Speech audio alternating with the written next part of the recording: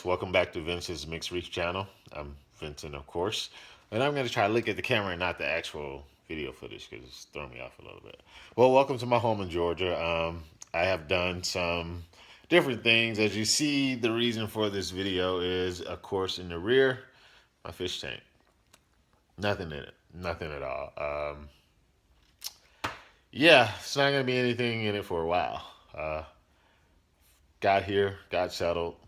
But I bought a house that doesn't have a garage, so it has a garage, but it's not a garage. It's more like a office or whatever.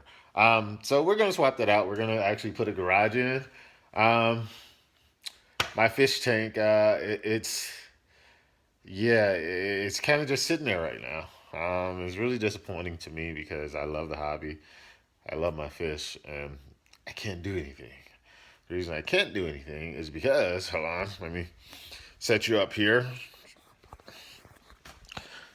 This is going out to my garage space, and as you see, it's not a garage, it's more office. This was a model home. I would say excuse the mess, but I just moved in a couple weeks ago, people. It's gonna be messy. But yeah, we're converting this. So what you see here in this area, so along this wall, all the way down, up until about 5 feet right here. This is going to be my fish room. I'm actually going to keep this little piece of glass here, and I'm going to keep one of those glass doors there. And that is going to be a huge wall all the way up and all the way down. And that's where I'm going to have my tank filtration. As you see, that's going to be my auto top off, the 35 gallon there. That one is going to be a mix of 65 gallon for saltwater, and that is going to be my 65 gallon for my RO. I'm going to have a sink put in over here. This floor is going to be bare. They're going to put a drain in here.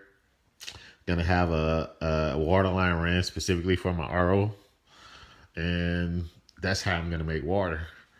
As you see, a lot of my fish tank equipment, there's sump there. I'm going to do a dual sump type thing. I'm going to use that one for my refugium, and I'm going to use that one for mechanical filtration. So I'm going to split the pump between the two. I'm going to have 75% of the water flowing through here, and then I'm going to have 25% of the water flowing through this one, which will fall into a bubble trap, then over into some marine pure bioballs. And that'll be my refugium. I'm just going to treat the whole thing as a refugium. And then return pump, so on and so forth.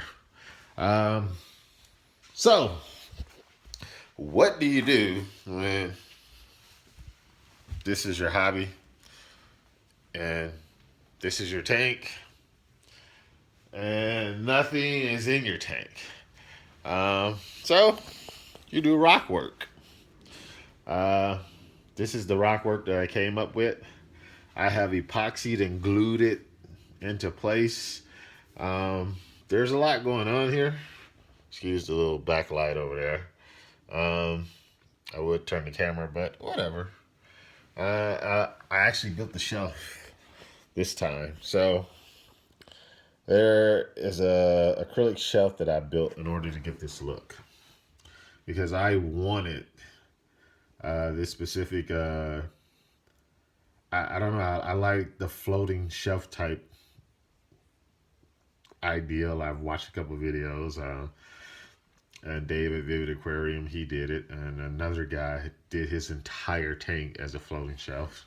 So I like that idea. So I'll say, you know what, I like caves and arches, but I want to incorporate that into how I want my tank. And I also want the look down lagoon feel.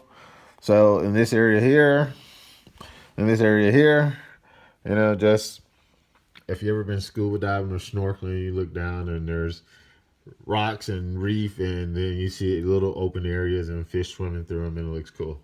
So I thought I'd do that. But again, what do you do when You absolutely know you can't set up your tank. Know that there's nothing you can do about that. Then you do this. You say, hey, I might as well. I have the space. I have the time.